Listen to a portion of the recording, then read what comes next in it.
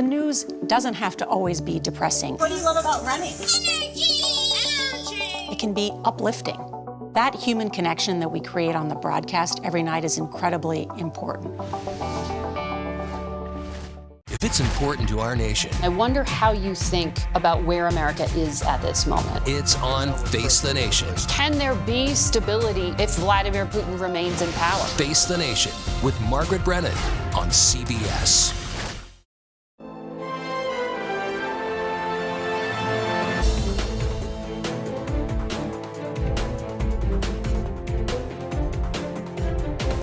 I can assure you that if we choose to run, we'll bring that broad conservative agenda that's characterized my life and my career to the fore. I'm running on a vision for our country that isn't somebody else's vision. Democrats in the House are unified, focused, fired up, and ready to go in terms of continuing to put people over politics. I think the fact that the Speaker gave this material to the #1 January 6th denier on television, Tucker Carlson, is very noteworthy.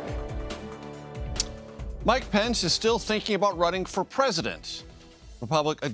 Democratic Congressman Dan Goldman from New York wants Republicans to stop trying to make Ashley Babbitt into a martyr, and Vivek Ramaswamy wants to help you answer the question, what does it mean to be an American?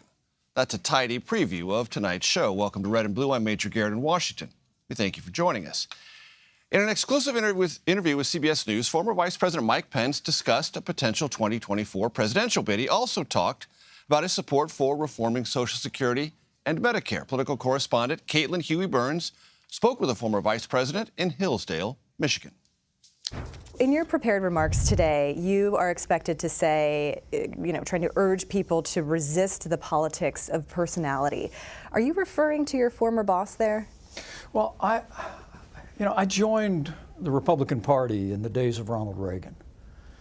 And I really believe that the conservative movement has always been animated by ideas. We've had big personalities, from Reagan all the way to Donald Trump. But I think it's the ideas, a commitment to a strong national defense, fiscal responsibility, limited government, and traditional values that really, I think, created this movement in many ways, and I think they still sustain it. And so I'll say to these young people here in Michigan today that they should resist the temptation of focusing on personalities or embracing a populism unmoored to conservative principle.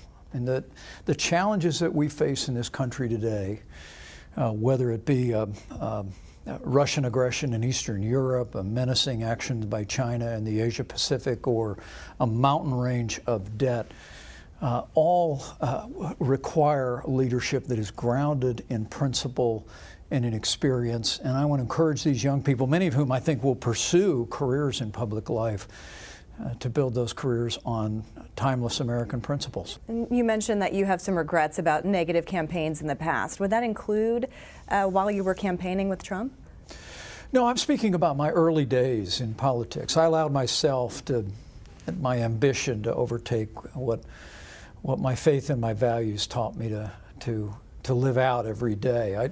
I just think negative personal attacks have no place in public life, and I've embraced that principle over the past 20 years. But I must tell you, for me to have had the opportunity to run and to serve as Vice President of the United States was a great honor. Obviously, the administration did not end well, and I've written and spoken about that very plainly. But the record itself, the opportunity to have played some small role in strengthening our nation, having America standing tall in the world, reviving our economy, securing our border, and appointing 3 of the justices that gave America a new beginning on the right to life has been a great privilege in my life. You see that as an achievement? All of what we did during the Trump-Pence administration, I think, left America and our liberties stronger and more secure. And over the last 2 years, seeing the way American credibility has eroded on the world stage in the wake of the disastrous withdrawal from Afghanistan, seeing the runaway spending in Washington, D.C. that's launched the worst inflation in 40 years, and what appears to be a steady assault on values and liberties. I like most Americans, I long for the policies of the Trump-Pence administration, and whatever the future holds for me and my family, we'll continue to fight for those values. I do want to ask about entitlement reform, because you have been out there advocating for some reforms to Medicare and Social Security. You have Republican leaders on Capitol Hill saying they don't want to touch it. Are they wrong? Caitlin, we have a national debt the size of our nation's economy today, and that's unsustainable. And for President Joe Biden, his policy is insolvency. And if we don't address the issue of entitlement reform and Social Security and Medicare in a compassionate, common sense, responsible way that doesn't impact anybody at the point of the need, doesn't even have to impact Americans that are going to retire in the next 20 years, but sets it on a more sustainable fiscal foundation, we're going to pile on those 3 granddaughters of mine and the next generation of Americans a mountain range of debt that if we wait 25 years to deal with it, the American people will only be faced with bad choices. So, look, I want to stipulate that the decision by Speaker McCarthy to keep Social Security and Medicare out of the debate over the debt ceiling negotiations, I think is the right decision. It's too large of an issue to deal with in that single issue. But we need to produce national leadership that can be straight with the American people, explain the magnitude of the debt crisis that we are facing in this country, and offer the kind of common sense, responsible reforms that I think would be broadly acceptable to the American people today. If we fail to do that, I think we'll fail those granddaughters of mine. I think we'll fail future generations, and we'll set America on a path for a debt crisis the likes of which the world has never seen. So is it fair to say that if you do run for president, entitlement reform will be a key part of your platform? Well, my wife and I are continuing to give prayerful consideration to entering the race for the Republican nomination for president. But I can assure you that if we choose to run, we'll bring that broad conservative agenda that's characterized my life and my career to the fore. That means a strong national defense. It means standing up for America's place as leader of the free world, confronting aggression, whether it's in Eastern Europe or standing strong in the Asia Pacific. But yes, it also means promoting policies that'll get the economy growing again, but also advancing policies that'll set our national budget on a sustainable pathway. I must say, the American people have a demonstrated ability to do hard things, but it's only been at those times in our history when we've had leaders that were willing to be straight with the American people, tell them what the real challenges are, what the solutions are. And if I'm called into that contest, I'll speak just that way. So on entitlements, do you think that Republicans should take this head on? Well, I think it requires presidential leadership. And Joe Biden's policy is insolvency. I mean, literally to ignore a looming debt crisis for this country that is driven by Social Security and Medicare, I think is unconscionable. But so long as the president is failing to lead on that issue, I think Republicans should make it clear that while it's not in the debt ceiling negotiations, that they're open to responsible and compassionate reforms of entitlements down the road. But I really do believe it's ultimately going to take presidential leadership to set our nation back on a path of fiscal solvency. Going back to what you mentioned a little while ago, that you and your family are considering a potential presidential run. You have said by the spring you'll make a decision. What is left to consider here? Well, Ronald Reagan said memorably that the American people have a funny way of letting you know if they want you to run for president. And over the last 2 years, I've traveled to some 35 states, and we're going to continue to travel, continue to listen. And my wife and I will be making a decision, I'm sure by the spring, about what our intentions are. And as you consider kind of where you fit into this potential field, where does Mike Pence fit in? What is the constituency? I mean, have to acknowledge that there is a strong base of support for the former president. As you know from what you saw on January 6th, there are, a significant portion of the base that is upset with how you handled that day. Is there any ability to move those voters? Well, I just have great confidence in the American people. I don't think anyone could have defeated Hillary Clinton in 2016 other than Donald Trump. And I didn't realize that initially. I supported another candidate in the Indiana primary. Mm-hmm. But Donald Trump offered a change of leadership and the kind of campaign that was able to take on a Clinton campaign machine that was decades in the making. And I think Republican voters chose wisely. And I'm just very confident that Republican voters will choose wisely again. I think they'll look at the challenges facing our nation, and they'll look at the men and women that have stepped forward to vie for that nomination. And I'm confident our standard bearer will carry the day in the fall of 2024. If that standard bearer is the former president, if he is the nominee, would you support him? Well, I think we'll have better choices, and I really trust Republican voters to sort it out. Caitlin Huey-Burns joins us now to talk about that conversation. The former vice president told you he thinks the party will have better choices, yet he's still not willing to say he should be one of them. What do you think that reticence is all about? Yeah, Major, it's an interesting dynamic where he is essentially saying that he, won't commit to supporting former President Trump if he is the nominee. After that question that you just saw, I pressed him again. So that's not a yes. And he said, again, I think we'll have better choices. So take what you will from there. But I saw that as kind of some news there in terms of not willing to commit to supporting the former president, and consider that the RNC is wanting those running for president to sign a unity pledge that they will support the eventual nominee. For Mike Pence, he has repeatedly said that he is talking to his family, that he is traveling around the country listening. I asked if, during those travels that has incentivized him more to run, and he said he's been very encouraged by what he's been seeing. But what's really interesting, Major, is he kind of identifies a lane within the Republican Party that is, to me, a party that existed before Donald Trump. I mean, he's talking about entitlement reform. He's talking about a hawkish foreign policy. He's talking about kind of a toned down temperature. That kind of describes the pre-Trump Republican Party. So that is kind of where he feels like he can carve out a lane. The big question is answering for those intervening years. And I think that is going to be the challenge, right? That, you did have Republicans who are upset with how he handled January 6th, who are loyal to the former president. And meanwhile, you have other, fresh faces, Nikki Haley already in the race, potentially Ron DeSantis, who is on a book tour this week.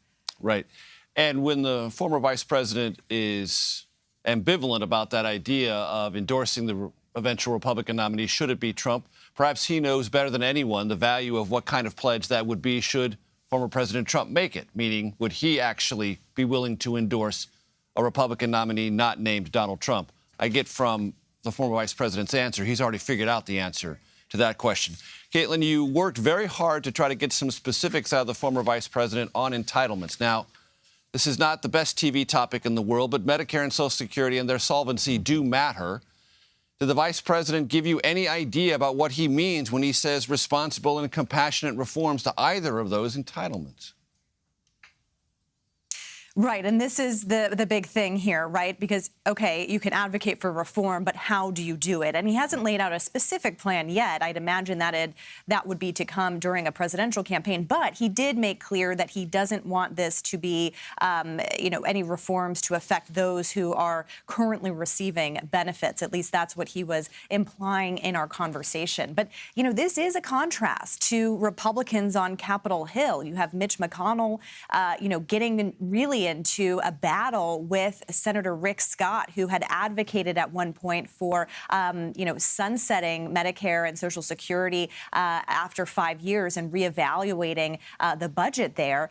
He really went after him there. You have Kevin McCarthy acknowledging that this is not part of the conversation for the debt ceiling, and Pence acknowledged that too. But here's kind of this harkening back to a traditional kind of Republican platform that Republicans used to argue, a la Paul Ryan, for entitlement reforms, and that really changed during the Trump administration. So it is significant that he's leaning in on this issue, especially because at the State of the Union, Joe Biden, essentially tried to get Republicans to commit to not touching those programs. So that will be an interesting kind of point to watch in a Republican primary. Caitlin Huey-Burns with a key interview. We thank you. The backlash on Capitol Hill continues over Speaker Kevin McCarthy's sharing of January 6th video with Fox News' Tucker Carlson. Up next, we talk with a New York congressman about all of that. You're streaming Red and Blue, reporting across the political divide.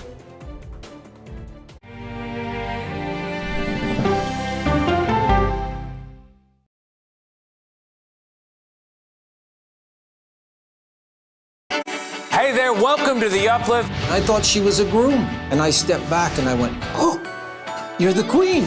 She's going to be with me every instant that I'm alive. I just wanted to see if you'd go to Disneyland with me today. I look over at him and he's smiling. I'm going to remember that the rest of my life. They told us when he was going to be born, he was only going to live for 30 minutes. It's really a miracle that he's with us today.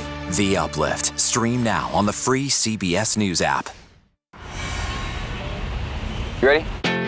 A generation of kids opens up on CBS Reports. I just want to be like a regular kid. Their world, their struggles, their voices. What if I was white? A lot of people like to call names and make you feel ashamed for being proud of who you are. Now streaming racism.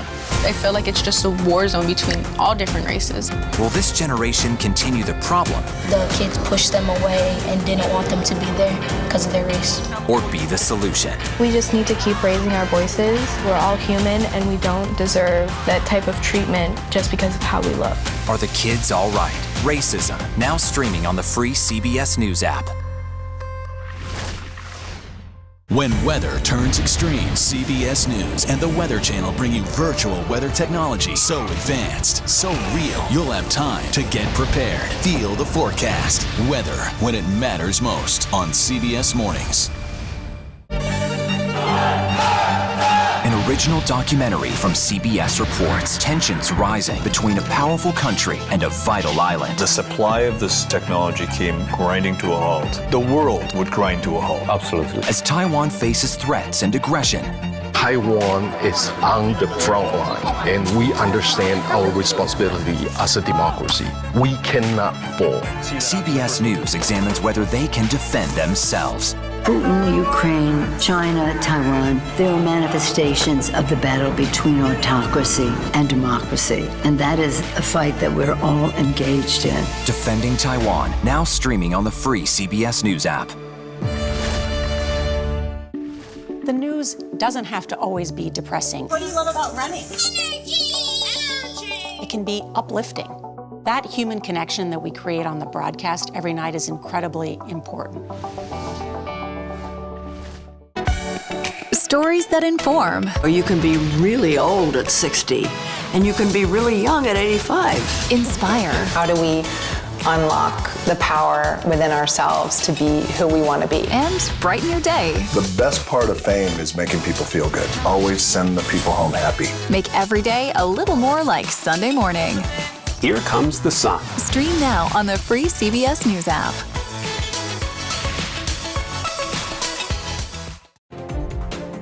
Welcome back to Red and Blue. I'm Major Garrett. Speaker Kevin McCarthy, as you no doubt know, has drawn some pretty intense criticism for recently giving Fox News host Tucker Carlson January 6th security footage. McCarthy is defending that decision, saying this footage would be scrutinized before being made public and that he plans on giving other networks and journalists access to it, quote, as soon as possible, unquote. Speaker has not said when that will be. New York Democratic Congressman Dan Goldman joins us now. Congressman, Speaker McCarthy, as you well know, has released or made available in some nebulous way some 40,000 hours plus of security footage from the Capitol and inside the Capitol on January 6th to Fox News primetime editorialist Tucker Carlson. Are you satisfied that you know exactly how much has been viewed and the ultimate implications of that viewing process? No, we Democrats were not consulted on this at all. This was done unilaterally by the Speaker, who didn't even consult with the Capitol Police about the release of these thousands and thousands of hours of surveillance footage, which, you know, not only will provide a lot of footage, but will also provide a roadmap for anyone who wants to understand what kind of surveillance there is of the Capitol in the event that they want to do something nefarious once again. And I think the fact that the Speaker gave this material to the #1 January 6th denier on television, Tucker Carlson, is very noteworthy. I'm not sure whether it's the Speaker's idea or whether this was part of the backroom deal that he had to make in order to get elected Speaker, but it just goes to show how extremist the Republican Party is right now. So if it's in the hands of Tucker Carlson and the associates, would you prefer it now to be open source for everyone? Yeah, I mean, with proper protocols, I actually don't think this should just be released to the public. I think what the January 6th committee did is they had very specific and restrictive protocols on when and how and whether these materials could be reviewed. It should not be disseminated to anyone, and I think that there need to be very rigorous protocols to protect the safety and security of the Capitol. Republicans have now, in reaction to some of the backlash, said, well, things aren't going to be released that would expose sensitive security areas or means of leaving the Capitol in times of an emergency. Do you believe them? I have no reason to believe that they are going to go through all of the footage themselves to weed out and edit out those hours of videos that would reveal the sensitive information. The point is, if you're going to review the video surveillance, you're going to figure out where it is coming from. So I don't really understand how they can pick and choose what they're going to give to Tucker Carlson in order to shield that information. It doesn't actually make any sense. This is a related question on a related topic. One of Kevin McCarthy's senior aides and the House Oversight Committee Chairman James Comer met this week with the mother of Ashley Babbitt, who was shot and killed by Capitol Police on January 6th. Your thoughts on those meetings? Do you find anything untoward or alarming about them? Yeah, the whole sort of mythical creation of Ashley Babbitt as a martyr is a total false flag and offensive to those in the Capitol that day. She not only invaded the Capitol, but was trying to jump across a barrier in order to continue on. And it was found that the police officer who had to use defensive kinetic firing in order to respond to her was completely justified in doing so. So Ashley Babbitt tragically died, and no one is happy about that. But this is not someone who, was a perfectly good actor that was warrantlessly killed. And so, yes, I mean, the fact that this continues to be perpetuated by the far reaches of the Republican Party just goes to show the lack of seriousness and the lack of understanding that they have about what occurred on January 6th. Let me mention a part of the federal code, the Hatch Act, and a name, Kellyanne Conway. What do they have to do with one another? Well, yesterday we were marking up in the Oversight Committee a completely unnecessary and unwarranted bill about prohibiting the federal government from censoring individuals, which, of course, is better known as the First Amendment. And I raised the issue that if we actually are going to try to stop abuses of power by federal officials, we ought to focus on the Hatch Act, which was abused wantonly by the Trump administration, including Kellyanne Conway more than 60 times. And she had the gall to say, in response to a recommendation by the investigators that she be fired, that she was not going to work worry about the Hatch Act until there was a jail sentence that was included with it. So I introduced an amendment yesterday that would add prison sentences for a violation of the Hatch Act if it is knowing and intentional, and likely would have to be repeated, as hers was, to add some teeth to a law that was completely abused by the Trump administration. In response to your press release on that amendment, Kellyanne Conway called you, I can spit it out, I promise you, ladies and gentlemen, I'm a semi-trained broadcast professional. Kellyanne Conway called you a crappy lawyer and a creepy stalker. Care to respond? Well, looks like I hit a nerve. Do you expect that amendment to prevail on the floor? It didn't get through committee. It didn't get through yesterday. committee. Okay, got it. All right. So that matter is settled for the time being. Yeah, but, you know, what I am optimistic about, even though, you know, Chairman Comer has seemed to go down a rabbit hole with some of these investigations and conspiracy theories, is he did indicate to both in our hearing and to me personally that he would like to discuss reforms to the Hatch Act. And so I look forward to that. I think there do need to be reforms, and I hope to work with Chairman Comer on that. Congressman Dan Goldman, thanks so much for your time. Thank you, Major. New Republican candidates are emerging as we look ahead to the 2024 presidential election. We will hear from the latest candidate to enter the race about the problems he sees plaguing America and his proposed solutions. You're streaming Red and Blue.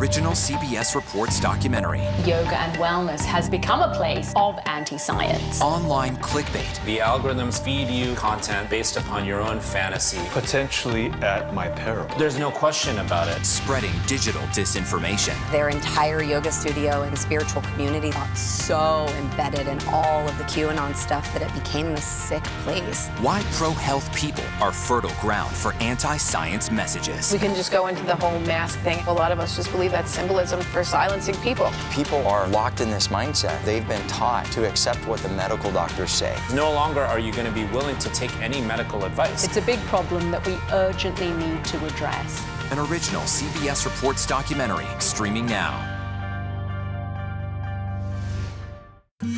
An original CBS Reports documentary. We need to put an end to this territorial status. Will statehood create a better Puerto Rico? So that we have the same quality of life that you see in the States.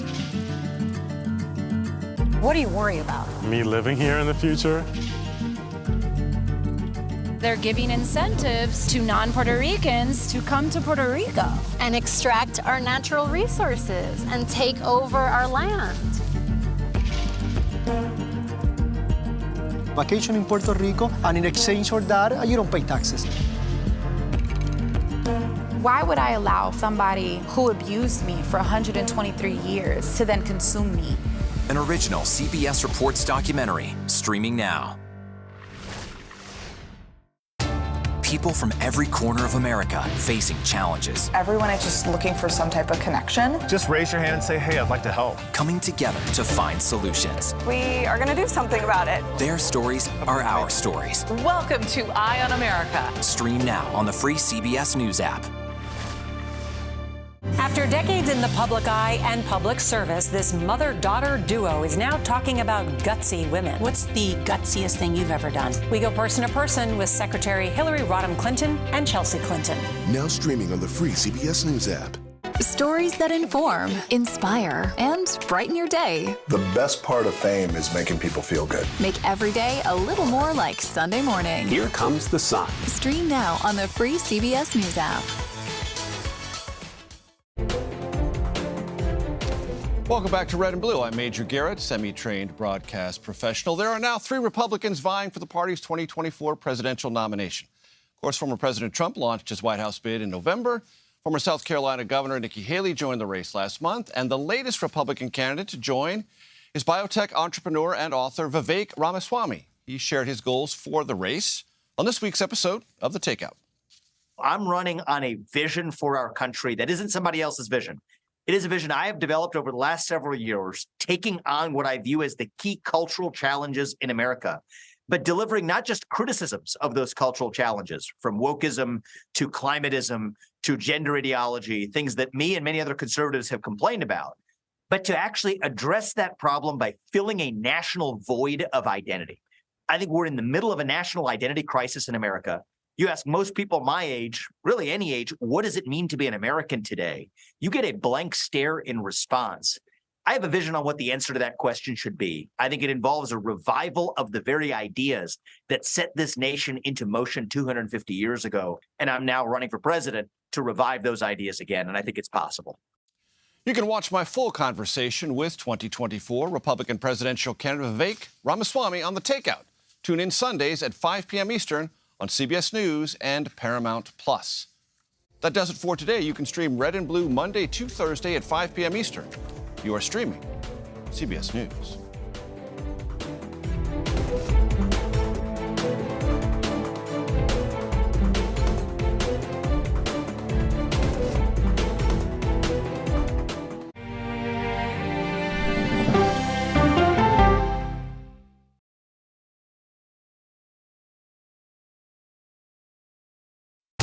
People from every corner of America facing challenges. Everyone is just looking for some type of connection.